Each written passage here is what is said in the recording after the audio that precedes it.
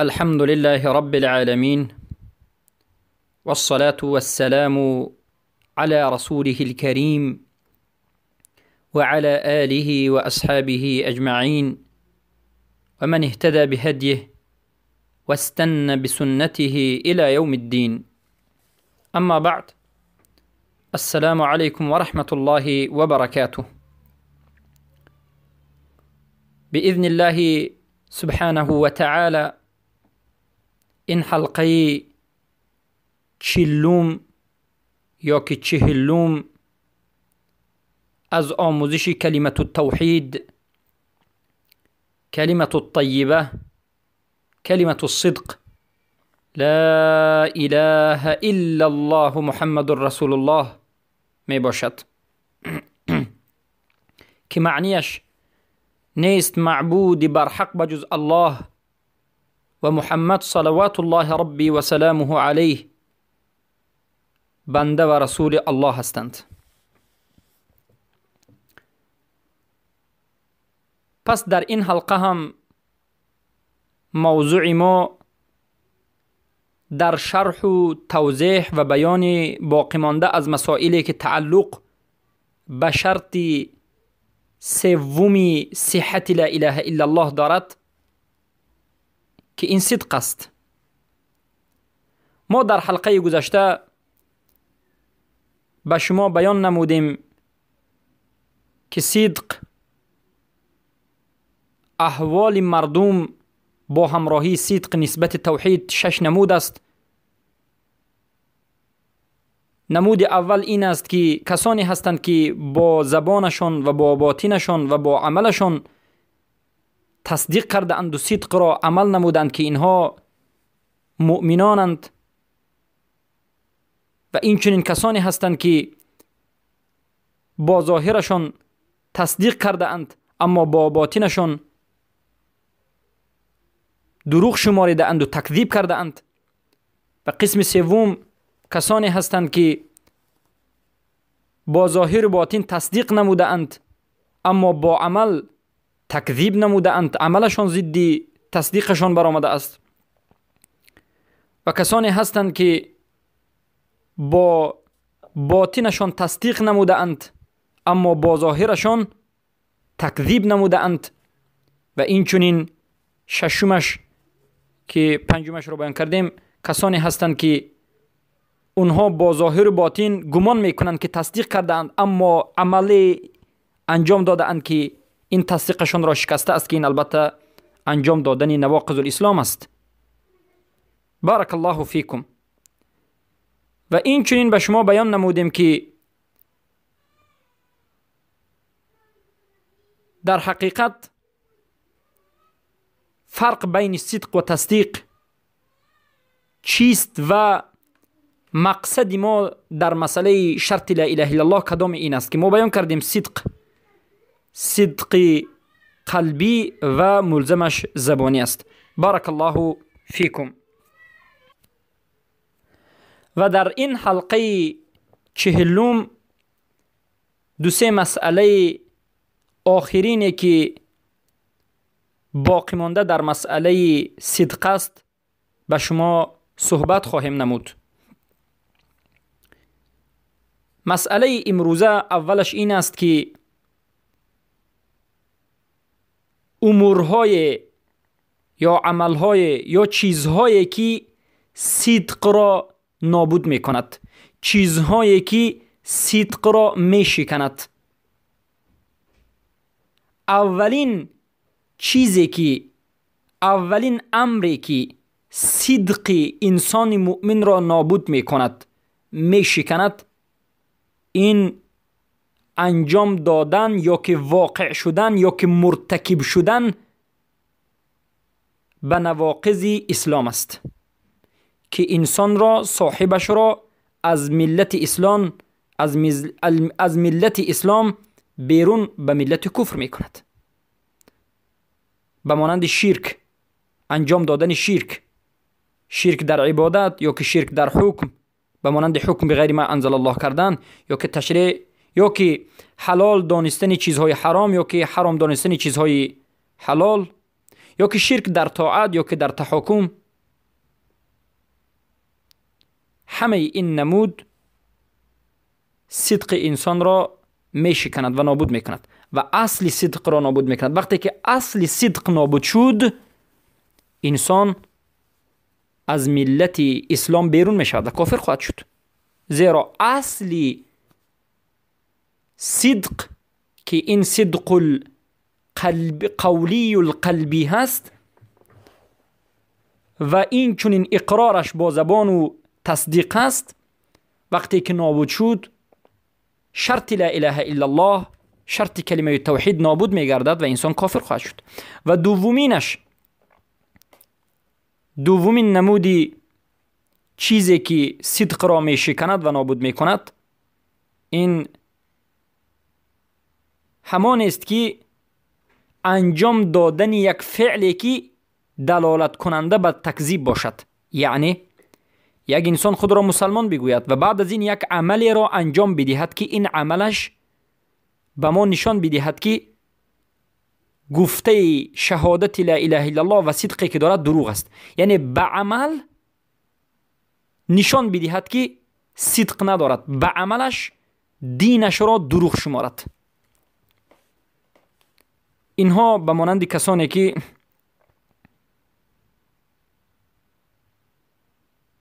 دشمنی به اهل ایمان دارند یا که دشمنی به دین و اهلش دارند یا که بغض و عداوت نسبت رسول الله صلی الله علیه و سلم دارند یا که کافران را تولی می کنند، یعنی دوستداران و دوستان کافرانند و کمک مشرکین و کافران را بر ضد مسلمین می کنند، یعنی به کافران و مشرکان کمک می کنند تا که مسلمان ها را اذیت بدهند. و از همین از قول الله رب العزة والجلال در سوره مائده آیه 81 که الله میگه اعوذ بالله من الشیطان الرجیم ولو كانوا يؤمنون بالله والنبي وما أنزل إليه ما اتخذوهم أولياء.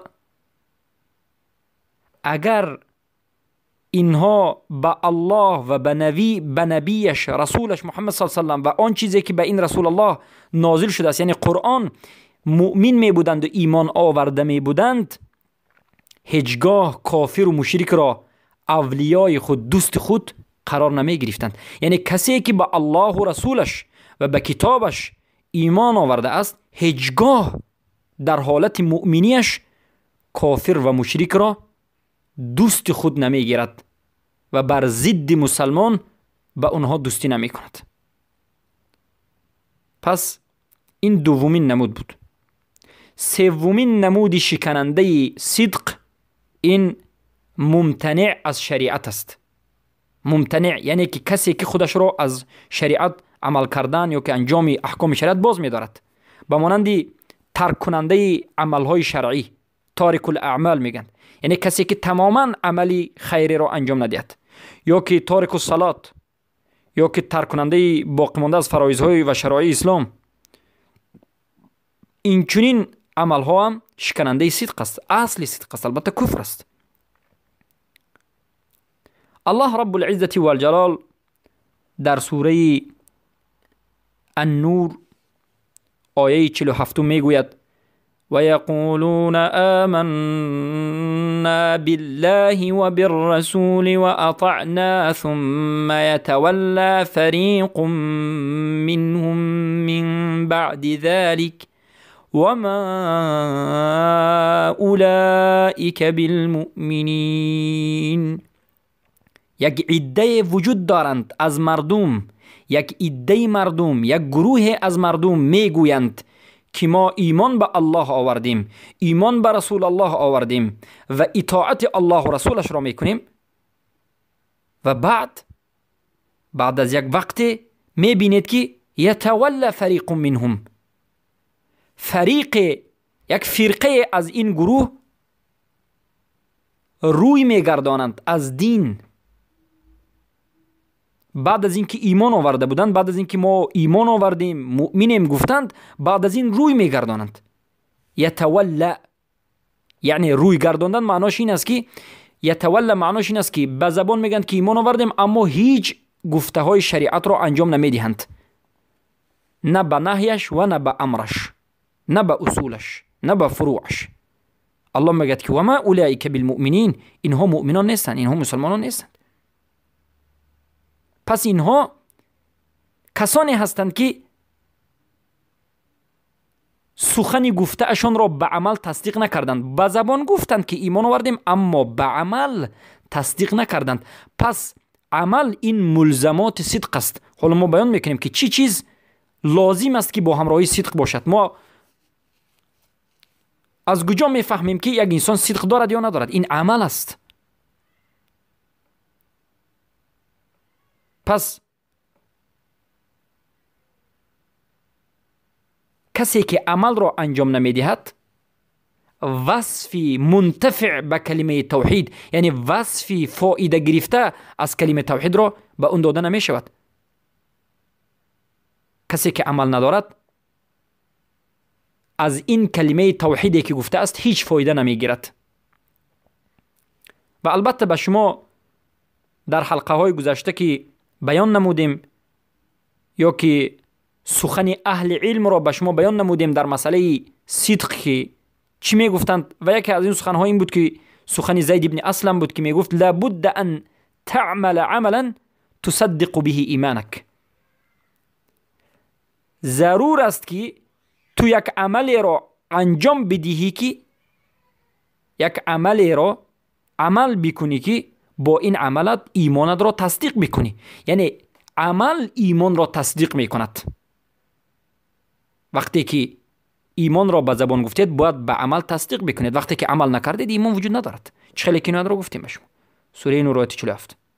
و این چون سخن اعضای رحمه الله به شما ذکر شد که گفتند فمن آمن بلسانه وعرف بقلبه وصدق ذلك بعمله فذلك العروة الوثقى. هر کسی که به زبانش ایمان آورد و به قلبش شناخت و فهمید و این زبان و ایمانی که به زبانش آورد و به قلبش شناخت همین را تصدیق به عمل کرد، پس این عروة الوثقى را گرفته است، راه نجات شدیدی را گرفته است. و این سومین نمود شکننده و نواقض صدق بود. و چهارمین نمود شکننده و نواقض این یعنی صدق این بدبینی و بغض و عداوت به چیز از دین، به آن چیزی که سید المرسلین محمد صلی الله علیه و سلم آورده اند بغض و عداوت کردن. البته این شکننده و نابود کننده و نواقض اصل صدق است و نابود کننده شرط سومی صحت لا اله الا الله است. هر کسی که به یک چیز از چیز دین، به یک مسئله از مسائل دین بغض و عداوت و دشمنی بکند، به آن چیزی که رسول الله آورده اند از هدی و منهج و سنت صلی الله علیه و سلم، هر چی که آورده اند بغض و عداوت و دشمنی بکند، پس بدانید که این انسان اصل صدقش شکسته است. البته به نواقض الاسلام گرفتار شده است. اصل صدق شکست، شرط لا اله الا الله نابود شد. شرط لا اله الا الله که نابود شد کافر شد. و البته این بغض و عداوت شکننده اسلام است، اصل ایمان را نابود میکرد و کفر اکبر است. همه این شکننده هایی که ما به شما ذکر نمودیم و همه این 4 قسمی که ذکر کردیم نابود کننده های صدق، این نابود کننده این چنین اصل ایمان است و کافر کننده های انسان است. و البته این نوعی که ما به شما ذکر کردیم بغض و دشمنی با آن چیزی که رسول الله صلی الله علیه و سلم آوردند و یا چیزی بر دین، این کفر و غیر این درجه های خود را دارد. درجه اول این که صاحب این چنین انسان تکذیب کننده، دروغ شمارنده حقیقتا است که به باطنش و به ظاهرش تکذیب میکند، دروغ میشمارد. و گروه دوم این چنین است که به درونش تصدیق میکند اما ظاهراً به یگان عملش تصدیق باطنی خود را دروغ میکند، مکذب، تکذیب میکند، دروغ میشمارد. به مانند کسی که میگه الحمدلله ما مسلمانیم، ما ایمان به رسول الله صلی الله علیه و سلم داریم، به قرآن ایمان داریم، میگوید وقتی که به عملش مینگرید میبینید که تمام امرش و حکمش و زندگیش و وقتش ضد سنت و منهج و حکم الله و رسول صلی الله علیه و سلم است. قسم اول باشد هم باطنا و هم ظاهرا البته مکذب است، دروغ میشمارد، به مانند ملحدین و کفاری که از سبب عمد یا که جهل و شک و شبهه بغض و عداوت به رسول اکرم صلی الله علیه و سلم دارند و دشمنی میکنند و دروغ میشمارند. اما قسم دیگر است که خود را مسلمان میدانند، به زبان هم به دل هم، اما وقتی که عملشون را نگاه میکنیم میفهمیم که عمل اونها عملشون نشان میدهد که اینها بغض عداوت بر دین دارند. به مانند امروز بسیار حکام حکامای مرتد که مرجعه ها ولی الامرش میخوانند، البته این یک عقیده باطل مرجعه هست که حاکمان دموکراتی را ولی الامر میگند. البته این چنین نیست، اینها صدقه ولی الامر شود، اینها ولی الامر نیست، اینها ولی شیطان است که میگوید که من مسلمانم، من رسول الله را قبول میکنم، اشهد ان لا اله الا الله، اشهد ان محمد رسول الله صلی الله علیه و سلم میگوید، اما وقتی که میگرید میگوید حجاب از ما نیست. وقتی که میبینید نماز را در مساجد منع میکند، وقتی که میبینید مسجد را نابود میکند، مسجد را به رقصخانه تبدیل میکند، اعوذ بالله من ذلك، و من یمنع مساجد الله ان یذکر فیها اسمه و سعی فی خرابها. و یا که میبینید که بغض و عداوت به ظاهر سنتی رسول اکرم صلی الله علیه و سلم است، بریش به طرز موگذاری رسول الله صلی الله علیه و سلم، به طرز لباس پوشی، به طرز کوتاه کردن شیم، به همه اینها بغض عداوت دارد، در حالتی که این ریش ماندن شیم را یا که ازار را مرد کوتاه کردنش یا که زن نقاب پوشیدنش، حجاب پوشیدنش، لباسش سیاه پوشیدنش هیچ دخالت نه به حکومتش نه به بایگریش به هیچ چیزی اون بدبخت لعین ندارد. اما این لعین، این لشکر شیطان است و این بغض و عداوت و دشمنی بر شریعت دارد و این کافر مرتد است و هیچ شک شبهه نیست.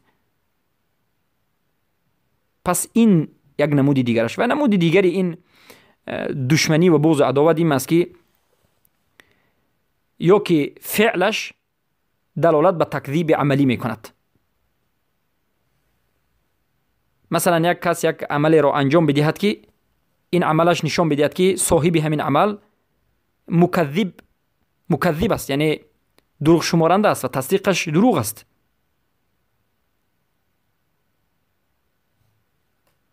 سبحان الله، این چنین انسان هم وجود دارند، به مانند کسانی که ادعا میکنند به تصدیق کردن رسول الله، میگن ما تصدیق میکنیم رسول الله صلی الله علیه و سلم را، ما رسول الله را دوست داریم، اما وقتی که میبینیم بعد از کمی این مرد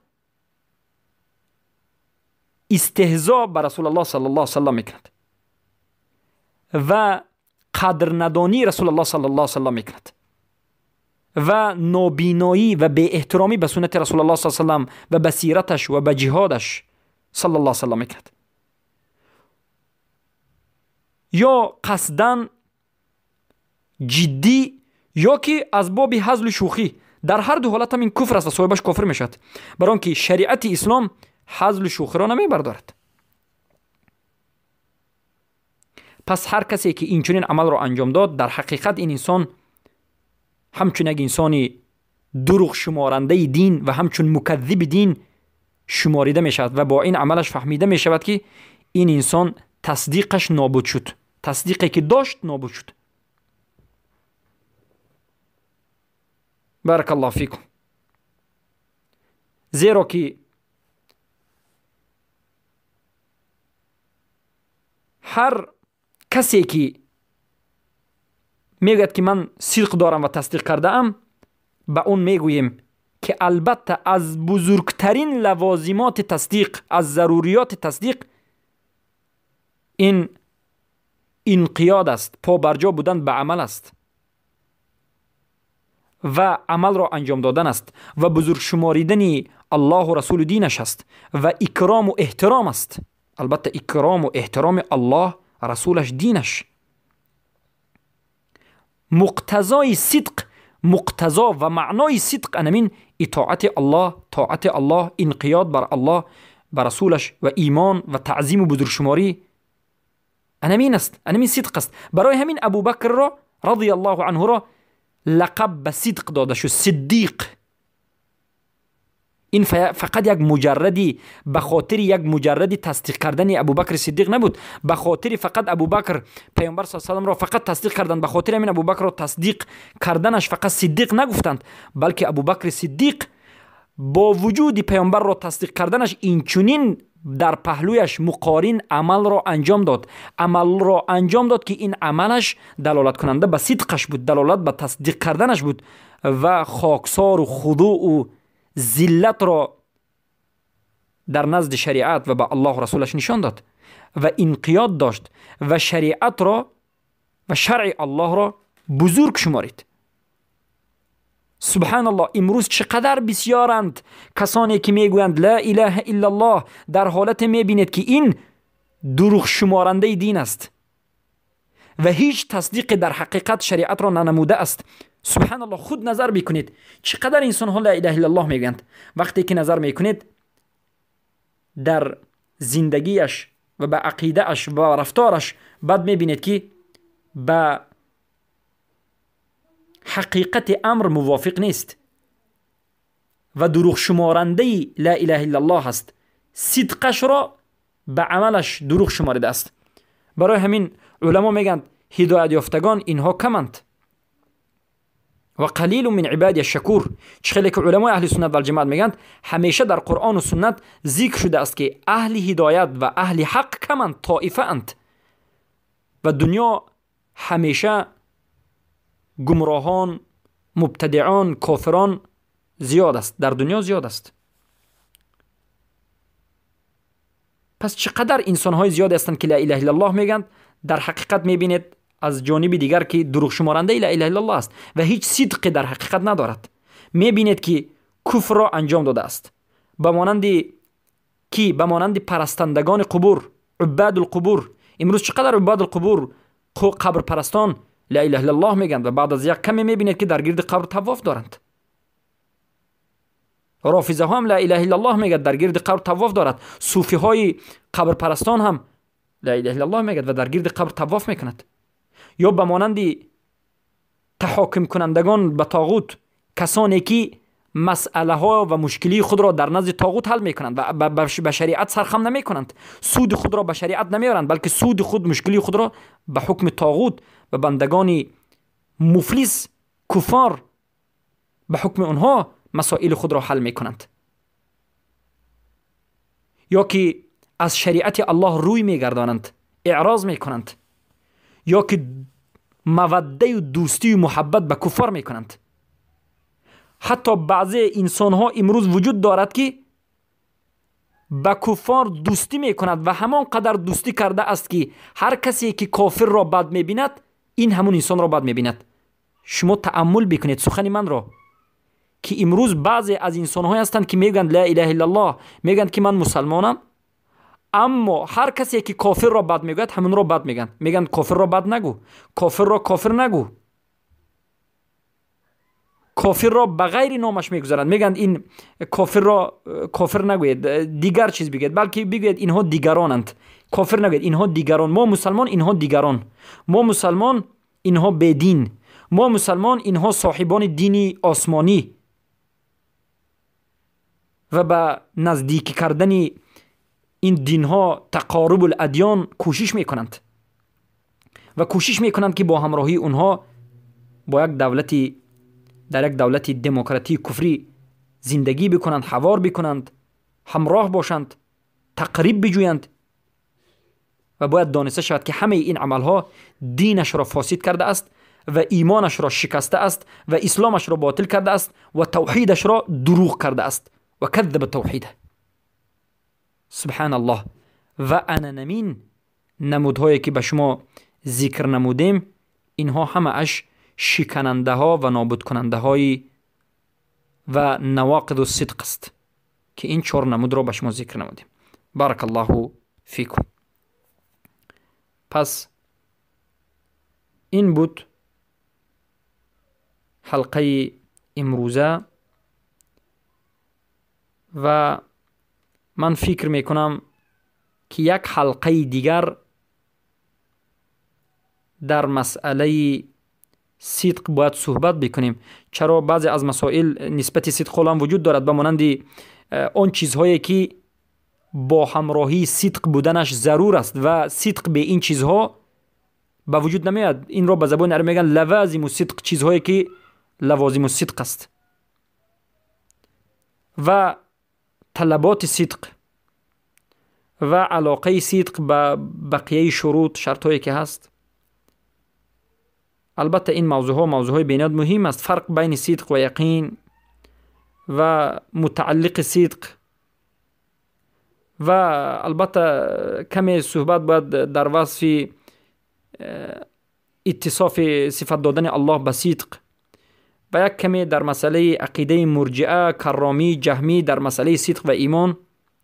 البته این 4-5 مسئله باقی مانده است و در این مسئله ان شاء الله سبحانه و تعالی در حلقه آینده، در حلقه 41 به شما صحبت خواهیم نمود. در حقیقت در مسئله صدق ما بینهایت زیاد صحبت داریم. حالا شاید 9 یا 10 حلقه در مسئله صدق باشد یا که 7 یا 8 باشد، والله اعلم. لیکن باید بدانید که در حقیقت این شایسته سخن است و در این مسئله باید ما زیاد صحبت بکنیم، زیرا که این مسئله به مردم چنانه که باید رسد، چنانه که باید پهن شود نرسیده است. پس از الله سبحانه و تعالی می طلبیم که ما را از جمله صادقان و مخلصان و یقین داشتگان بگرداند و از شک و ریب و جهل و جهالت و دروغین ما را نجات بدهد. سبحانك اللهم بحمدك اشهد ان لا اله الا انت استغفرك و اتوب